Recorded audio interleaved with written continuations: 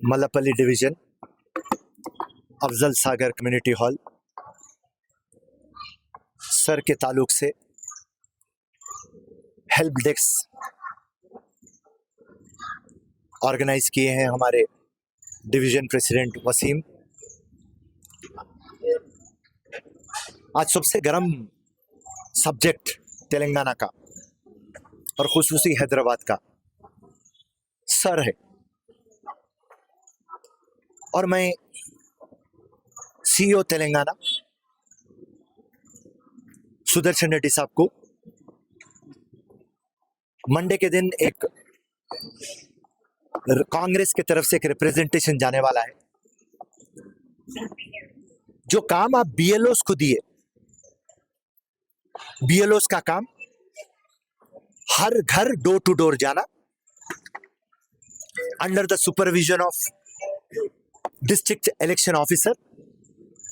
आप जाके आइडेंटिफाई करना है, फैमिली मेंबर्स को वेरीफाई करना है, फिर उसके बाद में आप फॉर्म्स देना है, और 3 जनों को आप फॉर्म्स नहीं देना है। एक जो एब्सेंट है, एक जो शिफ्टेड है, और एक जो डेथ है। उसके बाद में वो फॉर्म्स दे दिए बाद फिर से आपको डोर टू डोर आना है और वापस आप कलेक्ट करना है। और जिसको भी फॉर्म भरना मुश्किल है, बीएलओ और बीएलए दोनों का काम है कि वो फॉर्म फिलअप करना। आज की जो हाल हकीकत है, आज 10 तारीख है, 10 जुलाई, 24 जुलाई को लास्ट डेट है। आज सर स्टार्ट होके 15 दिन हो गए और एक 15 दिन है। आज का आप इक्वेशन देखेंगे तो ओनली 10% लोग फॉर्म्स फिलअप करके वापस दिए, 90% फिलअप करना है। तो क्या 15 दिन में ये पॉसिबल है? तो हम इलेक्शन कमीशन को रिक्वेस्ट करेंगे कि आप टाइम को एक्सटेंड करिए। और रही बात जो हमारा अपोजिशन है, एमआईएम पार्टी, असदुद्दीन की रात की नींद, दिन का चैन उड़ा हुआ है। एक ही बात करते हैं सर, और ये बात बोलते हैं आप, कई रिप्रेजेंटेशन दिए आप हमारे मुख्यमंत्री रेवंत रेड्डी साहब को कि परमानेंट रेसिडेंट सर्टिफिकेट आप इश्यू करो। मैं भी रिक्वेस्ट कर रहा हूं हमारे मुख्यमंत्री साहब से, असदुद्दीन जो बात बोल रहे हैं, मेहरबानी करके आप उसको कंसिडर करो। उसके बाद में असदुद्दीन बोलते कि 12 जो डॉक्यूमेंट है वो कम है, ड्राइविंग लाइसेंस को लेना था, पैन कार्ड को लेना था, फूड सिक्योरिटी कार्ड को लेना था। तो मैं पूछ रहा हूं असदुद्दीन साहब, आप तो बीजेपी की बी टीम है, आप दिल्ली को क्यों इन्फ्लुएंस नहीं कर रहे? आप वो बोलते बीआरएस पार्टी क्यों कि आप 10 साल हुकूमत में थे, आप लोग आवाज उठाइए, इलेक्शन कमीशन ऑफ इंडिया से मिलिए और ये तमाम रिक्वेस्ट रखिए। जब आप बीआरएस पार्टी को बोल रहे हैं इलेक्शन कमीशन के पास रुजू हो, आप क्यों रुजू नहीं हो रहे? और जितने भी चीज असदुद्दीन बोल रहे हैं, मैं भी उसका फेवर कर रहा हूं। उसकी बात क्यों कर रहा? नामपल्ली के हद तक बात करता हूं। आज नामपल्ली 3,40,000 वोटों की है, और मैं आपके आज चैनल के सामने दावे से बोल रहा हूं, कम से कम 80 से 90,000 वोट यहां पे डिलीट होने वाले हैं। क्योंकि पहले से हमारा क्या है agenda? Fair, free, transparent election, double vote नहीं रहना, बोगस वोट नहीं रहना, डुप्लीकेट वोट नहीं रहना, 1% 1 वोट।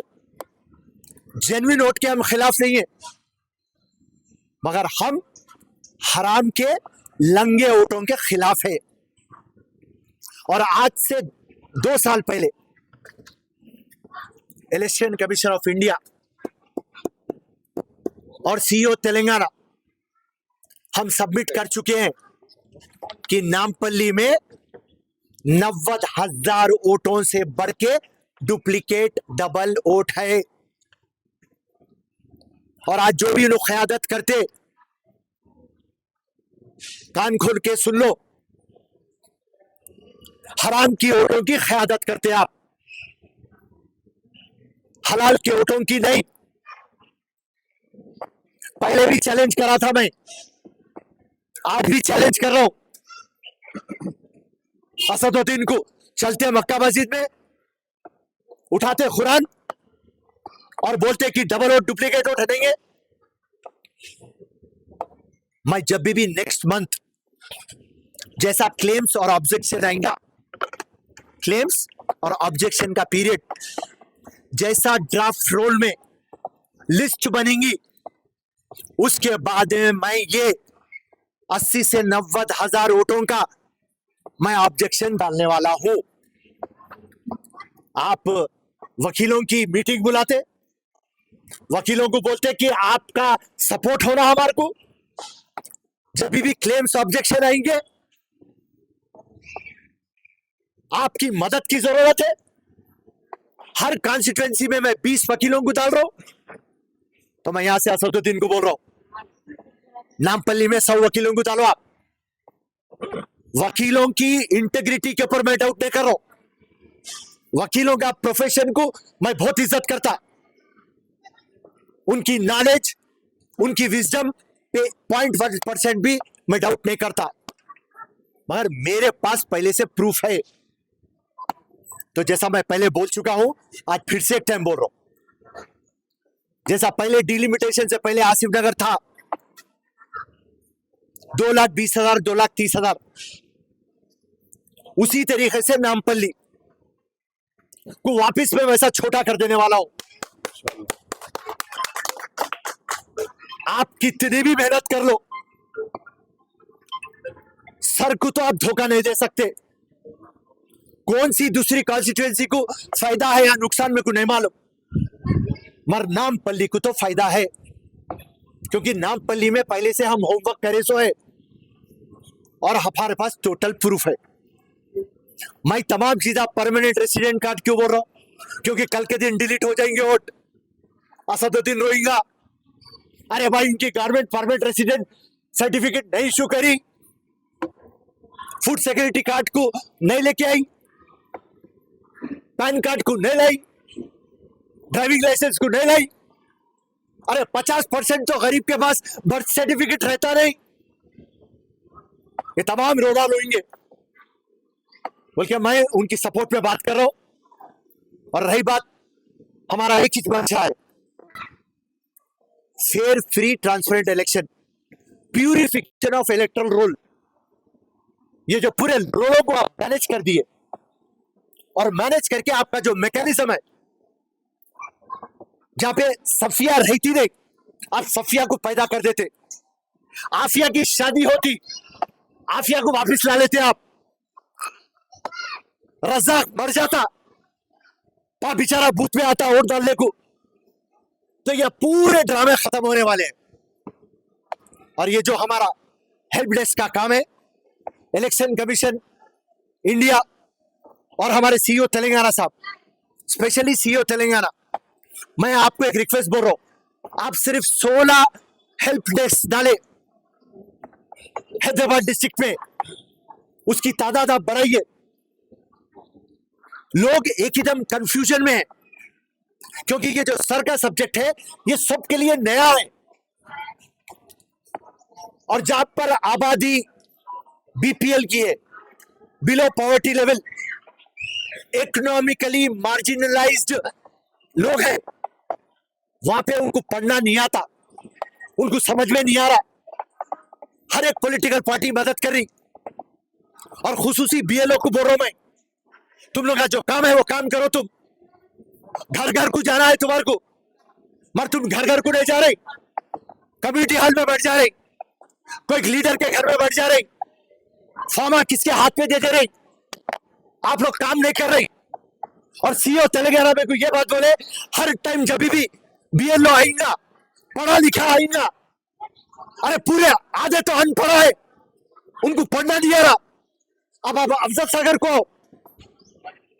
यहाँ के लोग बहुत शरीफ लोग हैं, प्यारे लोग हैं, इनोसेंट है, मगर उनको पढ़ना नहीं आता, और यहाँ के बीएलओ को पढ़ना नहीं आता, तो कैसा सर को आगे बढ़ाएंगे। तो ये तमाम जो भी गलतियां हो रही कांग्रेस पार्टी के तरफ से, हमारे डिस्ट्रिक्ट प्रेसिडेंट मोटार ओवैद की सदारत में, हमारे जितेंद्र साहब जो हमारे कोऑर्डिनेटर है, कन्वीनर है सर के, उनकी सदारत में इंशाल्लाह हम रुजू होंगे और तमाम फैक्ट्स बोलेंगे और आवाम को किस तरीके से हम मदद कर सकते। 24 घंटे हम तैयार हैं, इंशाल्लाह हम वो काम पे लगे हुए हैं। जय हिंद।